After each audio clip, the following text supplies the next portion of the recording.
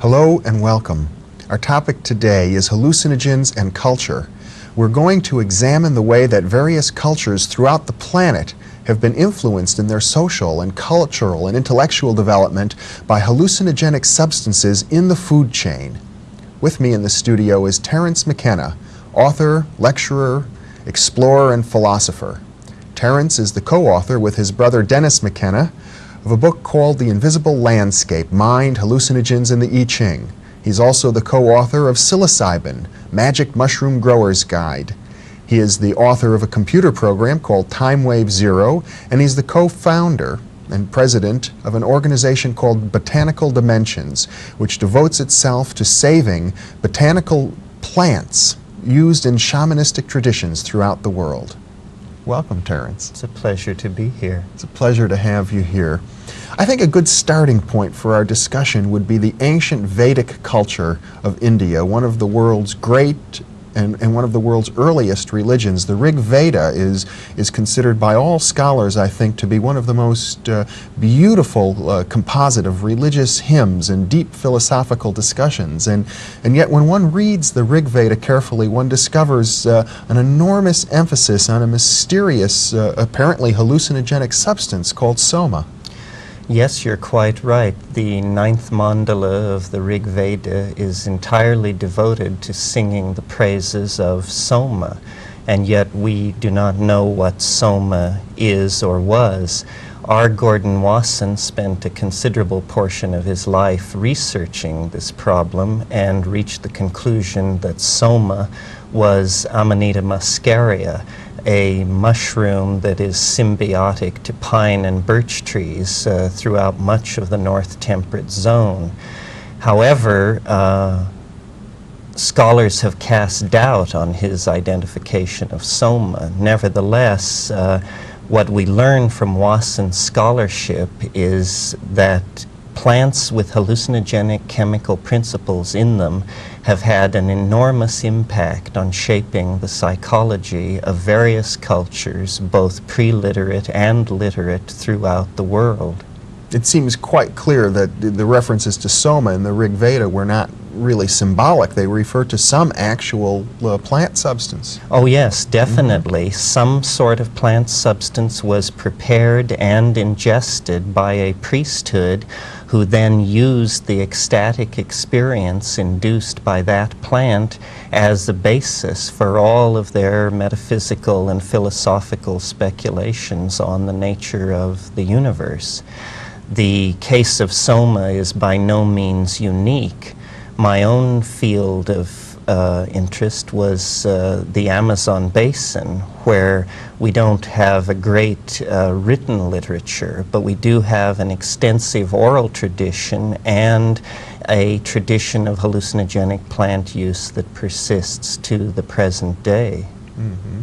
Well, I think most notable in South America is the drug ayahuasca. Yes, ayahuasca is perhaps the world's largest and most thriving psychedelic religion. It touches the lives of millions of mestizos and Indians in the basin. It is a combinatory drug, which makes it especially interesting to pharmacologists because its two principal ingredients are themselves inactive except in the presence of each other.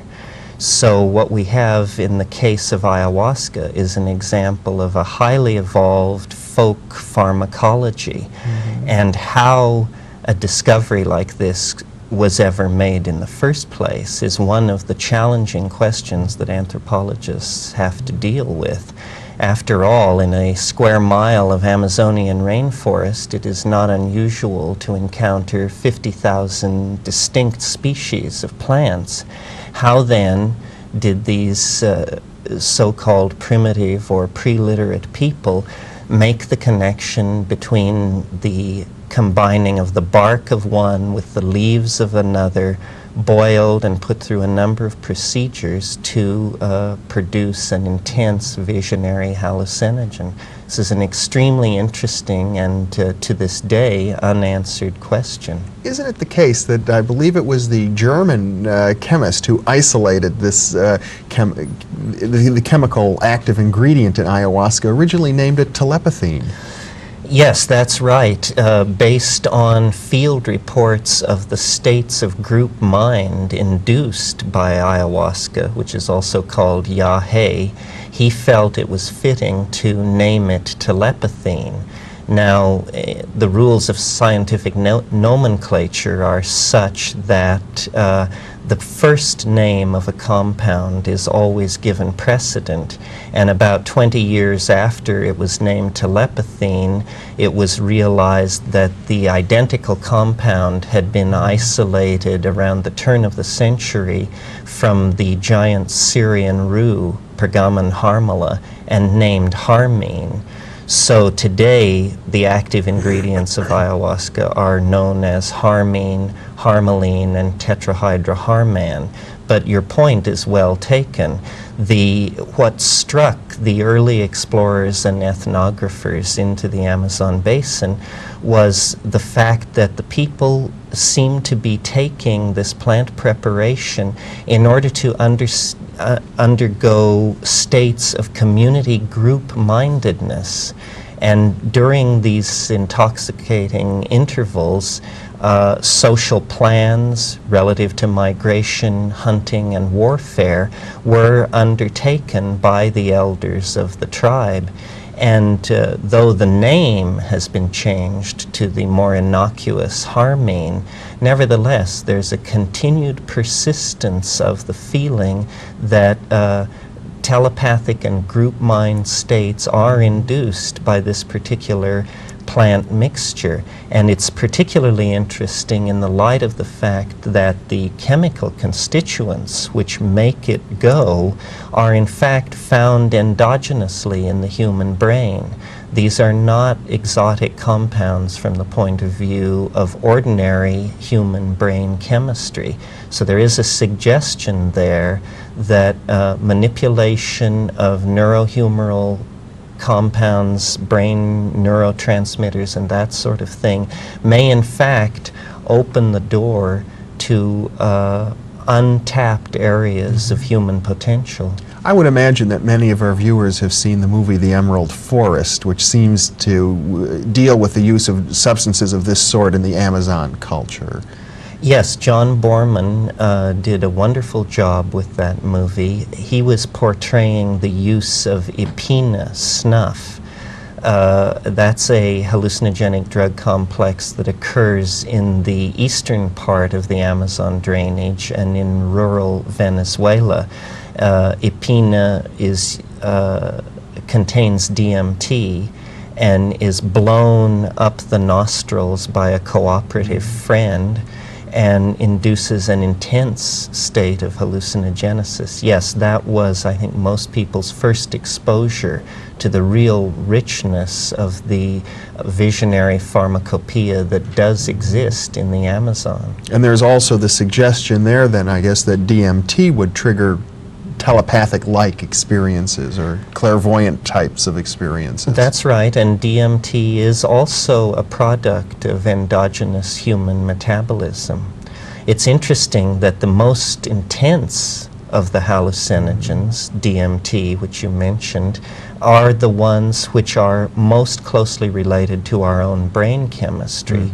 So far from these compounds being alien to the brain or being an insult to the physical brain, what they really represent are the shifting of ratios of compounds already present in the ordinary brain. Well, DMT, I believe, is dimethyltryptophan. Tryptamine. That's right. Tryptamine.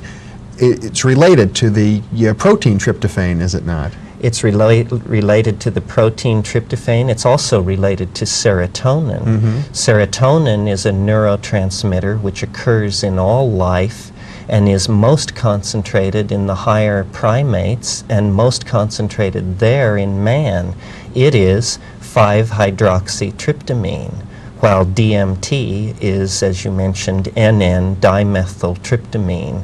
So there is a very close structural affinity between this extremely potent and exotic hallucinogen and the very common basis for ordinary consciousness, serotonin. That's correct. Now, other cultures around the world have also used other types of substances. I think it might be interesting to talk, at least briefly, about alcohol, which is referred to so often in the Bible, for example.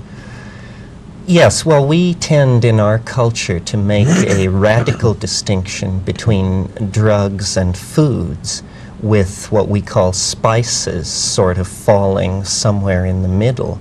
In point of fact, a culture is what it eats, and an individual's personality is often largely a reflection of their diet. There has not been a human culture that did not bear upon it the stamp of its relationship to certain plants which altered the individual and mass psyche.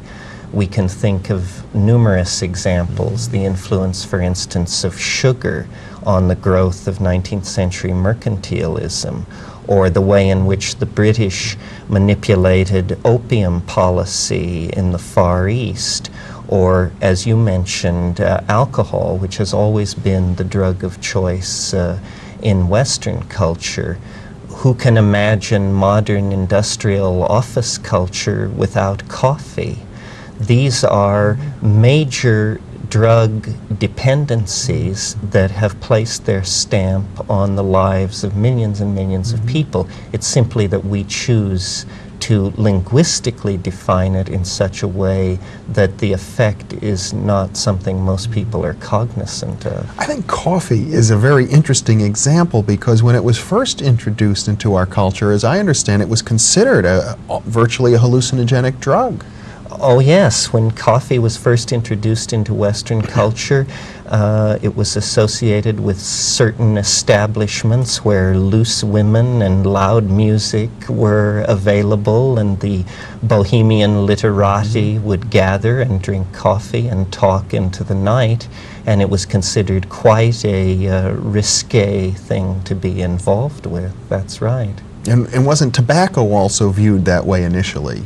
Yes, tobacco is a very similar case. The anthropologist Eduardo Luna has pointed out that tobacco, which had a history of millennia of use in the New World, was within 100 years of being introduced into Europe through Portugal, was being buried in the graves of subarctic Lapland shamans. So it shows how the character of a drug is quickly discerned by a culture, even a culture that is encountering that plant or that drug for the first time. It wouldn't be fair really to talk about drugs without mentioning socially what has happened in Western culture, particularly during the 60s and early 70s when there was quite a wave of psychedelic drug use. Yes, that's right. Following upon the discovery of LSD by Albert Hofmann in the late 30s, and then the writing on the subject of the psychedelic experience that was done by Aldous Huxley, Metzner, and others, it became a fad of the self-exploring youth culture of the 60s to be involved with these things. This was during a time of great social upheaval for other reasons, and the end product of that historical episode was the complete suppression of the study of psychedelic drugs, and in my opinion, to the great detriment of the development of psychology. I feel that potentially psychedelic drugs could be for psychology what the telescope became for the science of astronomy. The problem with the psychedelics is that they dissolve cultural programming and hence inherently have a political charge about them. You see, culture is the product of the unperturbed human mind. The human mind, unperturbed through the medium of language, erects institutions and social structures into which it then secretes itself and sort of lives in a private Idaho. A psychedelic drug will dissolve these linguistic and cultural assumptions. It is a perturbation of the mind, and the perturbed mind is a mind in the act of rediscovering the nature that lies outside of culture. So this tension between cultural values and what we might call, for want of a better word, reality, creates a tension between institutions and the users of these substances. It's as if our culture, if I understand you right, acts as a filter between our minds and direct experience of reality, and the drugs somehow blow away that crust of culture and allow more of a direct, a Gnostic experience. That's right, and the business of culture, any culture, is to perpetuate its cultural models. And if the hallucinogenic plants have not been integrated into the cultural model, then they are definitely seen as dangerous forces for an unpredictable sort of social change. Now, if the hallucinogenic plants have been integrated into the cultural model, this is not then a problem, and this is the case with shamanism. Shamanism is the culturally sanctified institution of inner exploration via psychoactive plants. Where psychoactive plants are not present, shamanic institutions tend to become vitiated, to rely on ritual or ordeals or other methods of eliciting these ecstatic states. But to my mind, and this is a great argument which rages in anthropology, to my mind, and I'm in agreement with Wasson here, the hallucinogenic plants are the sine qua non for an active shamanism. For authentic. An authentic shamanism. That's right. Now, Mircea Eliade, who is the great commentator on shamanism, took an entirely different point of view and said that reliance on what he called narcotics was a decadent phase of shamanism. But if we examine Eliade's personal history, I think it can be clearly seen that this was simply the cultural myopia of a European scholar in the great 19th century model. Sort of still under the sway of a Victorian sense of morality. Yes, sort of taking the superior point of view that, well, these are primitive people, surely our greater epistemological sophistication puts us in a position to judge them. You have the same controversy, don't you, now within the Hindu tradition, where many gurus say no drugs and are denying, I suppose, the tradition of the Rig Veda, which we spoke of earlier. That's absolutely correct. The Mahabharata, which is the central core text of late Reformed Hinduism, explicitly forbids mushrooms to the Brahmin class. They are a forbidden food. But in ethnography, we're taught that a taboo usually indicates a previous involvement and fascination. And in fact, the early Hinduism of the Vedic phase was definitely more analogous to the hallucinogenic shamanism of the Amazon basin than it is to the extremely stratified Hinduism of modern India. Do you find the use of drugs of this type, hallucinogenic drugs, in the tantric traditions, the traditions that deliberately use taboos in order to inculcate higher states of awareness? Yes, well, when you go to India, you discover that the one thing that is not stressed in Hinduism as it is exported to the West is the immense reliance on cannabis. hashish, ganja, is the stable of these sadhus. This is a fact of their daily life, that they are relying on this for a constantly reinforced contact with the transcendental dimension. You know, I think it's interesting how you referred earlier to the shamanistic religions as being the ones that really have sanctified the use of these drugs for religious purposes. And yet we find in our Western tradition, Christianity has come and in effect labeled these sorts of things as diabolic. For example, drugs, I believe, were used amongst various witchcraft groups that were persecuted by the church.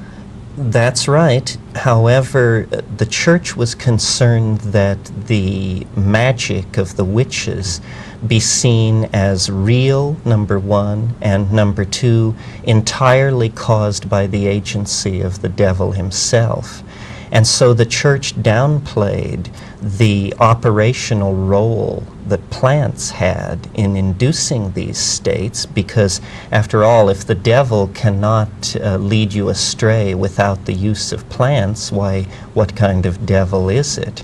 So in our own historical tradition, there is a curious blindness to the efficacy of hallucinogenic plants. I have heard, for example, that the old story of witches using toad skins in their brews, that there's a drug called bufotenine, which is a hallucinogenic that comes from the skin of toads.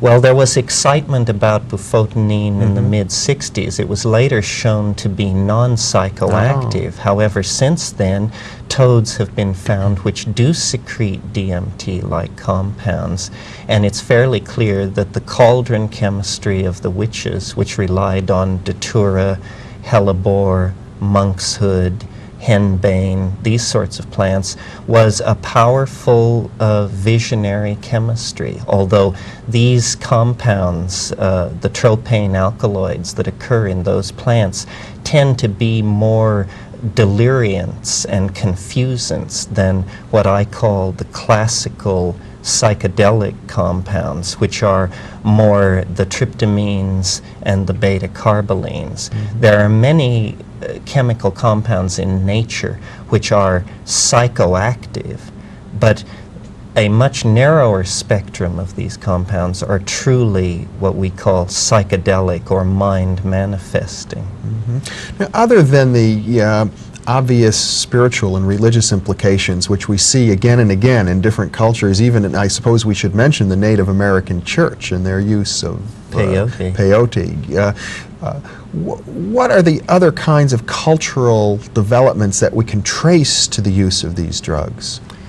Well, I think the most profound cultural development is it is possible to make the case that language itself is an ability that was coaxed out of an evolving primate species by virtue of the fact that there were hallucinogenic plants in the diet of that creature. You see, psilocybin has been shown in low doses to actually increase visual acuity. Well, at the stage of evolution where human beings encountered psilocybin mushrooms, we were essentially baboon-like pack-hunting hordes of veldt-living creatures in Africa. In that situation, a compound which increases visual acuity will give a tremendous adaptive advantage to the animals that are including it in their diet, and those animals not including it in their diet will be quickly eliminated by the process of natural selection from the evolutionary scenario. So it's possible to argue that this mind-manifesting quality of the psychedelics actually conferred an evolutionary advantage on certain primates who then were able to bootstrap themselves to higher and higher states of reflective self-awareness. This may lie behind the very early coincidence of cattle, goddesses, and mushrooms in the apparent obsessions of early man as reflected by the cave paintings on the Algerian plateau and in southern France and Spain. We always find the notion of the mystery circa 18,000 years ago connected with the idea of cattle, and we always find the cattle connected with the notion of the great goddess. Now, it may be that the hidden and third member of this trinity was a hallucinogenic mushroom of some sort. We've got only about 2 minutes left, but I wonder what the connection, I don't quite see it, between the mushroom, the cattle, and the goddess. The mushrooms grow in the manure of the cattle. When the hunting packs of early primates followed along behind the cattle, they inevitably encountered the mushroom, ate it, had their visual skills thereby increased, bred more readily, therefore, and survived more easily than their non-mushroom eating cousins. And so the eating of mushrooms and the development of higher aspects of consciousness, including self-reflection, were thereby enforced, leading to the conclusion that it was actually a symbiotic relationship between early primates and these hallucinogenic plants that laid the basis for the appearance of what we call human beings. Well, Terence McKenna, this is a very interesting discussion. You seem to be suggesting that our evolution, I suppose, from the animal kingdom into the human kingdom itself was catalyzed or triggered by our encounter with these hallucinogenics. And yes, we are an ape with a symbiotic relationship to a mushroom, and that has given us self-reflection, language, religion, and all the spectrum of effects that flow from these things. yeah, and one can only wonder how these hallucinogens might affect our future evolution as well. They have brought us to this point, and as we make our relationship to them conscious, we may be able to take control of our future evolutionary path. Terence McKenna, thank you very much for being with me. It was a pleasure. For me too. And thank you very much for being with us.